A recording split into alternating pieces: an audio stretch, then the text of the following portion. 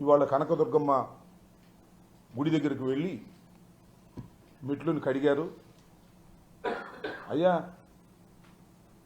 పవన్ కళ్యాణ్ గారు, మేము తప్పు చేస్తే మీరు మెట్లు కడవటం ఏంటండి?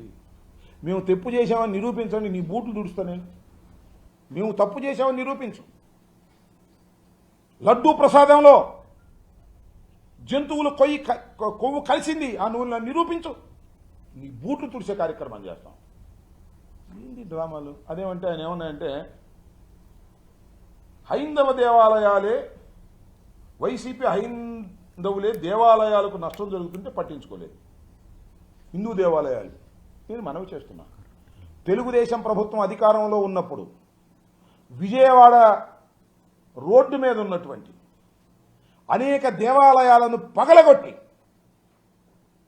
దేవాలయాల్లో ఉన్నటువంటి దైవ స్వరూపాలను మున్సిపాలిటీ తొట్టుల్లో వేసుకు వెళ్ళినటువంటి సంఘటన మర్చిపోయారా అని అడుగుతా ఉన్నా.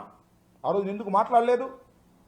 సనాతన ధర్మం మీద ఇంత ప్రేమ భక్తి ఉన్నటువంటి పవన్ కళ్యాణ్ గారు ఆ రోజు మీరు ఎందుకు మాట్లాడలేదు అని అడుగుతా ఉన్నా.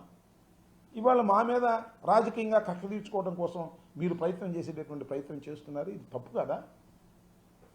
ఇది సాంప్రదాయమా? దీన్ని భగవంతుడు క్షమిస్తాడా? నేను అడుగుతా ఉన్నా. అంతేకాదు, బోమన కరుణాకర్ రెడ్డి తిరుమల వెళ్ళి హైడ్రామా క్రియేట్ చేశాడంట. నిన్న వెళ్ళాడు మాజీ టీడీ బోర్డు చైర్మన్